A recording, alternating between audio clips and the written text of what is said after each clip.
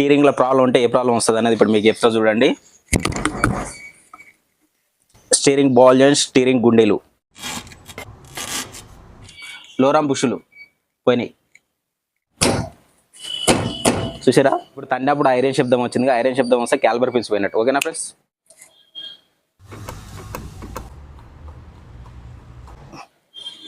Shock అబ్జర్ బెడ్లు, shock అబ్జర్స్,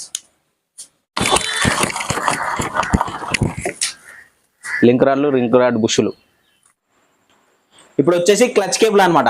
ఈ clutch cable అనేది ఫుల్ హార్డ్ అవుతుంది. హార్డ్ అయినప్పుడు క్లచ్ అనేది ఫుల్ హార్డ్ అయిన తర్వాత ఆటోమేటిక్గా అందరు అనుకునేది క్లచ్ ప్లేట్లు పోయినాయి, ప్రెజర్ ప్లేట్ కూడా హార్డ్ అయిందని అనుకుంటారు. కాకపోతే ఫస్ట్ ఏంటంటే క్లచ్ కేబుల్ చెక్ చేసుకోండి. ఓకేనా ఫ్రెండ్స్, డన్.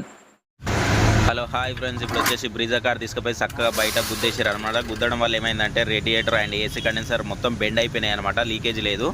మేము ఏం చేసినామంటే మొత్తం ఏసీ కండెన్సర్ కూడా బెండ్ తీసేసినాం. ఆ తర్వాత రేడియేటర్ కూడా చూడండి ఫ్రెండ్స్, ఇప్పుడు చూడండి ఇక మొత్తం రేడియేటర్ అనేది బెండ్ అయిపోయింది అనమాట. యాక్సిడెంట్ అయిపోయి మొత్తం సొట్టా తీసేస్తున్నాం అనమాట. మొత్తం లీకేజ్ ఉంది. వేయడం కూడా బాటం కూడా కొత్తది వేయించేస్తున్నాం. బాటం వేయించేసిన తర్వాత ఇది స్ట్రేట్ చేయాలి కదా. ఈ స్ట్రేటింగ్ అనేది ఇప్పుడు చూపిస్తారు చూడండి ఒకసారి. ఈ రేడియేటర్ బెండ్ తీసేటప్పుడు ఎట్లా చేయాలంటే నార్మల్గా చూసి కొట్టండి. మెకానిక్ అయితే ఐడియా ఉంటుంది, మీరు మాత్రం ట్రై చేయకండి. మెకానిక్ అని తీసుకుపోండి, ఆయనకైతే కొంచెం తెలిసి ఉంటుంది. ఓకేనా ఫ్రెండ్స్.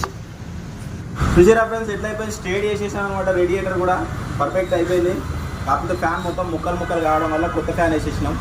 ఓకే, ఇగో ఏసీ కండెన్సర్ కూడా బెండ్ తీసేసినాం అనమాట. ఒక లెవెల్గా అయిపోయింది. ఓకేనా ఫ్రెండ్స్, చూసారు కదా, ఇలా చేసుకోవచ్చు అనమాట. ఓకే, చాలా మంది తెలియక ఆయిల్ అనేది ఎంత వస్తుందో అంతే పోయాలి. చాలా వరకు ఇప్పుడు ఎట్టిక బండి ఉంది. ఎట్టిక బండి వచ్చేసి 3.1 వస్తుంది. దాంట్లో 3.2 వరకు పడుతుండొచ్చు అంతే. అందరు 3.5 వస్తారు. ఆ పోయడం వల్ల ఏం జరుగుతుంది అంటే, ఎక్కువ పోయడం వల్ల ఆయిల్ సీల మీద ఎఫెక్ట్ పడడం అవకాశం ఉంటుంది. అది బండి వైట్ స్మోక్ కొట్టడానికి అవకాశం ఉంటుంది ఆయిల్ ఎక్కువ పోయడం వలన. అది గేజ్ కంటే ఎక్కువ చూపిస్తుంది మీకు. చాలా వరకు కస్టమర్లకు తెలియదు ఇది. ఓకేనా. ఈ ఆయిల్ అనేది ఎక్కువ పోయకుండా 3.1 వస్తుంది. ఈ సిప్లకు కూడా 100 ml ఇది వచ్చింది అనుకో, 100 ml పక్కకు వస్తుంది. దాన్ని ఇప్పుడు 100 ml ఏం చేయాలని మీకు సలహా వస్తే, 100 ml తీసుకొని మీరు ఫుల్ ట్యాంక్ వేయించినప్పుడు కానీ, మీరు ఫుల్ ట్యాంక్ వేయిస్తారు ఎట్లా, యాప్ ట్యాంక్ ఉన్నా కానీ సర్వీస్ చేయించినప్పుడు ట్యాంక్లో పోపించుకోండి, డీజిల్ ట్యాంక్ కానీ. ఓకేనా. పోపిస్తే మీకు ఏమవుతుంది అంటే ఇంజన్ సర్క్యులేషన్ బాగుంటుంది, మైలేజ్ ఇవ్వడానికి అవకాశం ఉంటుంది. మీరు లాంగ్ పోయినప్పుడు ఒక 100 ml పోసుకున్నారనుకో ఫుల్ కండిషన్లు ఉంటుంది. హలో హాయ్ ఫ్రెండ్స్, ఇప్పుడు వచ్చేసి ఇన్నోవా వీల్ బేరింగ్ మొత్తం పోయిందనమాట. గర్రు అని శబ్దం వస్తుంది రన్నింగ్లో.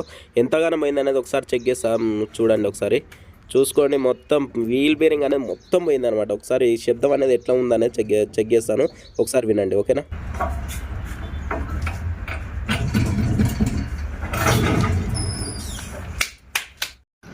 హలో హాయ్ ఫ్రెండ్స్, ఇప్పుడు వచ్చేసి బ్రేక్ ప్యాడ్ గురించి మాట్లాడుకుందాం అనమాట.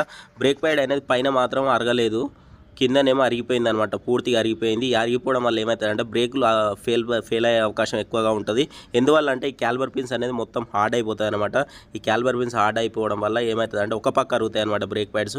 ఇమీడియట్గా చెక్ చేయించుకోండి. మీరు బ్రేక్ కొట్టగానే కిస్సు అని శబ్దం వస్తుంది. కిస్సు అని శబ్దం రాగానే ఇమీడియట్గా ఆ మెకానిక్ అడుకొని చెక్ చేయించుకోండి. లేకపోతే ఏంటంటే హైవేలో కూడా బ్రేకులు ఫెయిల్ అయ్యే అవకాశం ఎక్కువగా ఉంటుంది. కాబట్టి చెక్ చేయించుకోండి. ఎందుకంటే మీరు హైవేలో పోయినప్పుడు బ్రేక్ కొట్టినామంటే ఆ బ్రేకులు ఫెయిల్ అయినాయి ఉంటే యాక్సిడెంట్ అయ్యే అవకాశం ఎక్కువగా ఉంటుంది.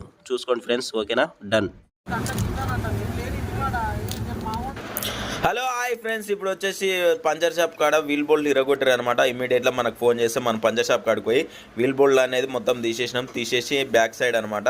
ఇవి ఇమీడియట్గా ఆటోమొబైల్కి ఫోన్ చేస్తే వీల్ బోల్ట్ తీసుకొచ్చిండు అనమాట.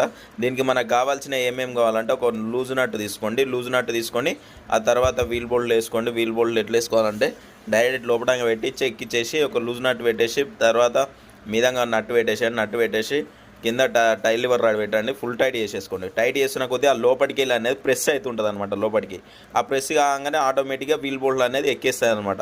కంప్లీట్గా లోపడంగా చూసిరా ఎట్లా అయింది, అది మొత్తం లోపలికి ప్రెస్ కావాలన్నమాట. లూజ్ నట్ పెట్టి టైట్ చేస్తే ప్రెస్ అయిపోతుంది. ఓకేనా ప్రెస్.